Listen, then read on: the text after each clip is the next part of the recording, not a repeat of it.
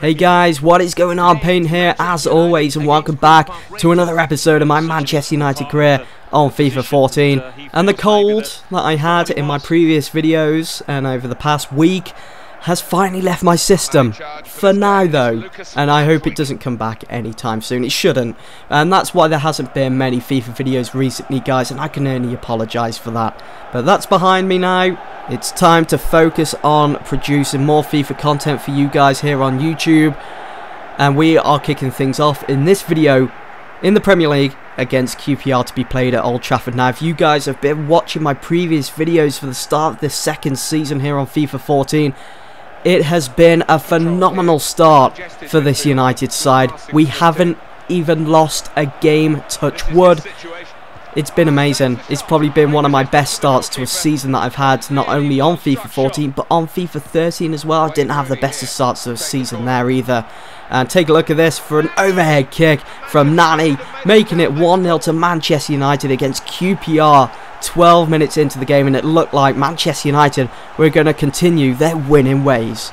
I've probably mentioned it in my previous video, or maybe the one before that, but whenever I put a team out, it doesn't matter what team I put out, it just seems that I can't stress enough how much this team seems to gel. We've been, I mean, it just reflects on the results that we've been getting here in the Premier League, and it seems as though we're totally unstoppable, and I'm ready for the Champions League. I really am, with the sort of team that we've got. Valencia almost made it 2-0 to United, but we're just flying. I mean, we're so fluid on that pitch with the passing, with the crossing into the box. No, some of you guys are against that. Mandzukic almost got a goal for United there, rattling the ball against the post.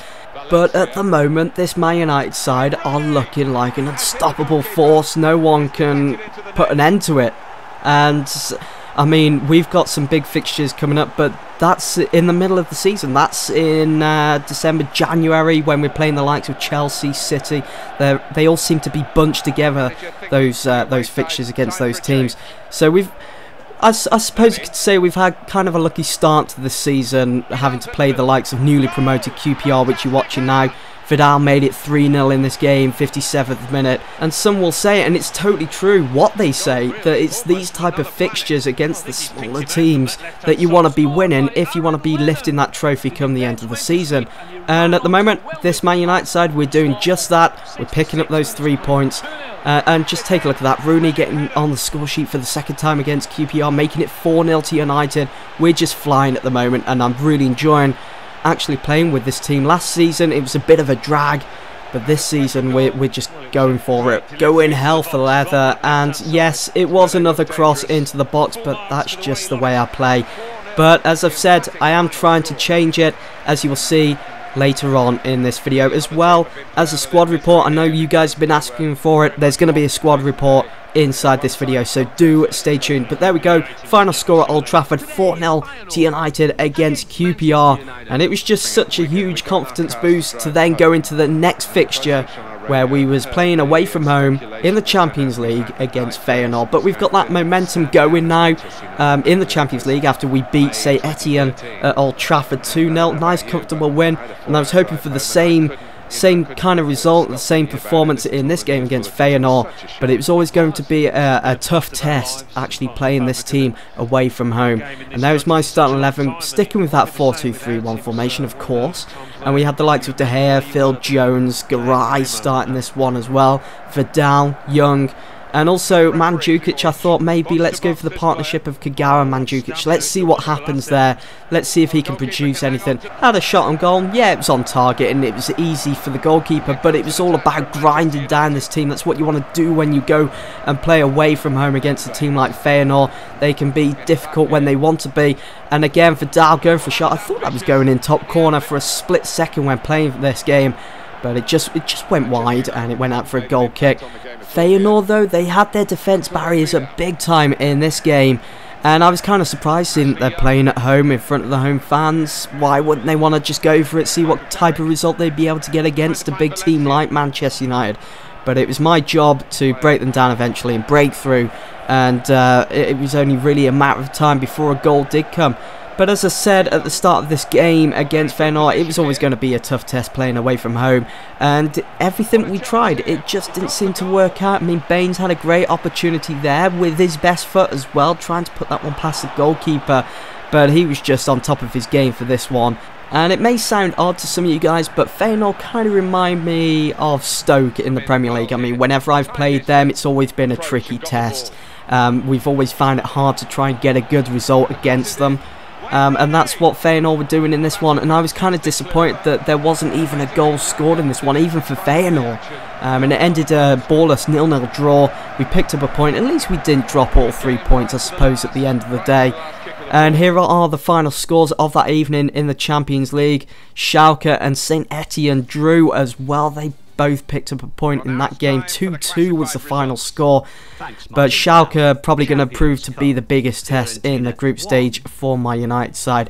Here is the league table in the Premier League with the standings at the moment. Spurs, United and Arsenal all level on points at the top of the table. And as you can see, all three of those teams haven't lost a game just yet. But I hope to continue our good run of form. If we look further down the table here, Everton, Swansea and Watford in relegation position. Not looking too good for Watford. They've lost all 6 games. Wow. I mean, I know they're newly promoted, but you think they want to be trying to prove their worth here in the Premier League. Anyway, here is the squad report.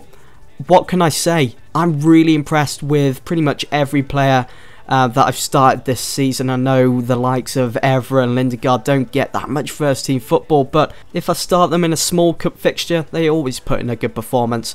But looking at the squad report, not much has changed there with some of the players, simply because it's still pretty early on in the season. But if you go back to Januzaj, he's got to be the most improved player so far this season. He's doing wonderful. I didn't start him for this game against Crystal Palace, but he was sat out on the bench. But do expect to see more of Januzaj this season. He's definitely going to be starting a couple of more games instead of just being sat out on the bench all the time. But this next fixture is in the Premier League. It's against Crystal Palace. We're playing away at Selhurst Park. And again, this, in my opinion, should be a walk in the park. We should be picking up those 3 points and continuing United's unbeaten run of form. You will also notice starting in this game was the partnership of Kagawa and Wayne Rooney once again. Gotta admit, that partnership at the moment is looking mint. And early on in this game, Kagawa had a chance. He was being put under pressure there from the defender. And I just went for it, I smashed the ball. Probably could have turned that one round, kept that one down on the ground. Probably had a better shot on goal, but I was put under pressure. Screw it, so I went for it and see what happened of it. Just went over into the fans section. Got a couple of chances. We've got a corner then after that shot from Vidal. Rooney swung the cross in and found the head, the gigantic head of Marouane Fellaini. That afro, it's just all over the shop, isn't it, inside that box. And he made it 1-0 to United away from home. And look at Murray here, just fooling with Raphael, and in comes Fellaini then trying to win the ball back. What am I playing at? Payton, come on. And then Thomas, great opportunity on goal with that. It's like a diving side kick there. But De Gea was able to pull off a great save, and United then could continue on in the second half. Kagawa with a nice cross, again linking up with Wayne Rooney, perfect partnership there, and Rooney made it 2-0 to United. Surely we would walk away with this one now. A couple of minutes later, Kagawa finds Zaha, former Crystal Palace player. He hammers that against the crossbar, and nothing really came of that. And check this out for some decent play from United. This is what I'm talking about. Januzaj picks out Raphael. Raphael crosses that one to Rooney. Nice little dink over the top of the defender. Gives that to Mandzukic, who makes it 3-0 to United. What a wonderful goal. I really enjoyed that. The amount of chips over the top of the defenders. They didn't know what was going on. They was just, wow. But just look at the replay. Look how calm and relaxed Rooney is. Taking that in his stride, keeping his composure. Dinks that over the top for Mandzukic, who hammers that one into the top corner. And I reckon that's a contender for goal of the season so far. What do you guys think? Should it be? Look at Mandzukic. Great vision, picks out Vidal, who finishes up the game with a nice little cheeky chip over the top of the goalkeeper, making it 4-0 to round off a perfect game. Another 4-0 win for United, picking up goal difference for days. And those 3 points, of course. Beautiful goal. He's been wanting a goal over the past couple of games now, Vidal, and he's finally got it. He's earned it as well. And there we go. Final score for United, 4-0, 3 points to add to the league table.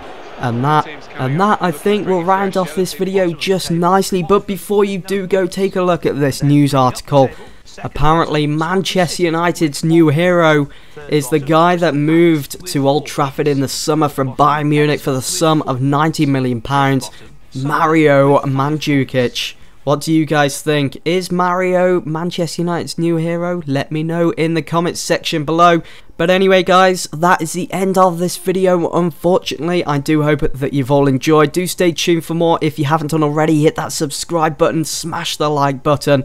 And also you can follow me on Twitter, like me on Facebook. Links can be found in the description below. Until next time, peace out.